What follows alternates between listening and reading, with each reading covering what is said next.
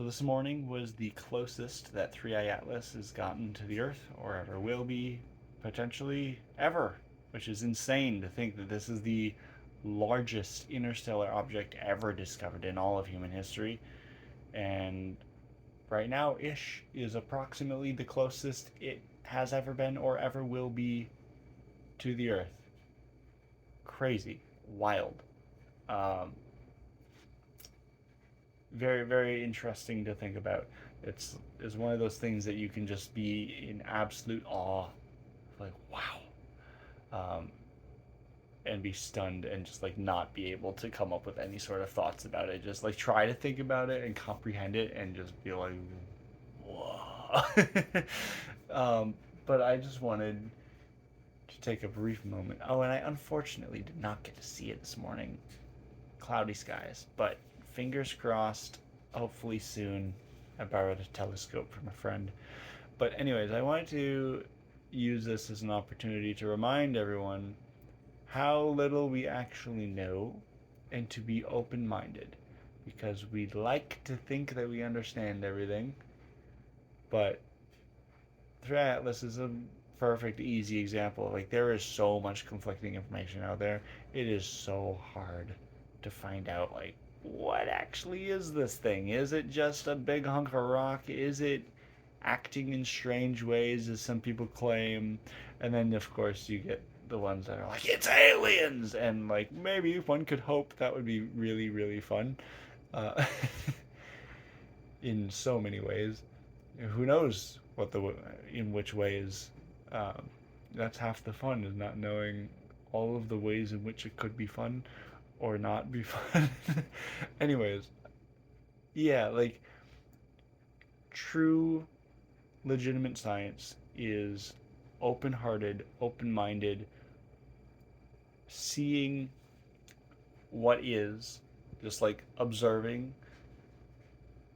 and attempting to be as unbiased as possible. Like all of these filters, these unconscious filters and biases that kind of distort the observations that we make, and we project our assumptions onto our observations, and we think what we're seeing is objective reality when actually we're seeing reflection of what's going on inside of our heads. So to be able to try to suspend belief, suspend disbelief, let go of all preconceived notions and see like what actually is and judge that is a really hard skill to learn and is the only valid way of attempting to know anything, because if you can't even see what it actually is, how are you supposed to understand it? So anytime anyone claims anything having 100% certainty, I'm like, no, I know immediately. I can just basically ignore everything that they're about to say. We can say that lots of things have very high certainty, but nothing is ever truly certain. We like that's something that I am still quite deeply angry about at the school system, that they taught me that science is about proving things. No, it's about disproving things. You can use the law of non-contradiction to prove what isn't, and by process of elimination, determine what is left is like the most likely truth.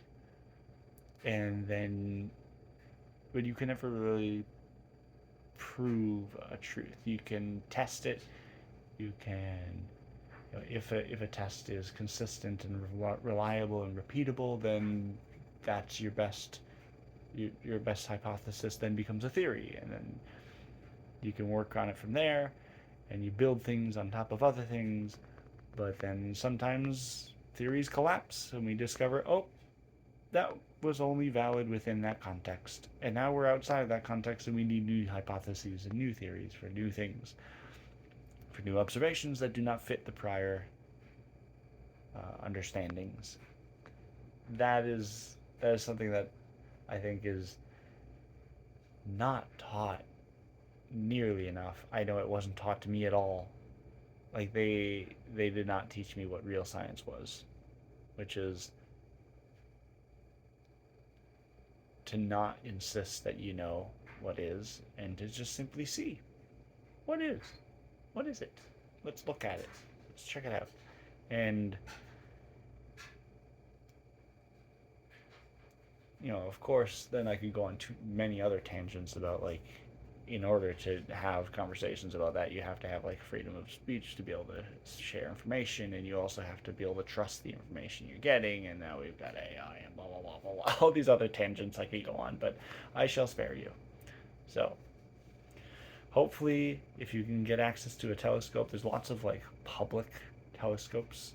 At least I know in my hometown, there's like they have a public observatory that you can go to, and hopefully they'll do something with it. But maybe somewhere where you live, there might be something like that where you can go see it for yourself.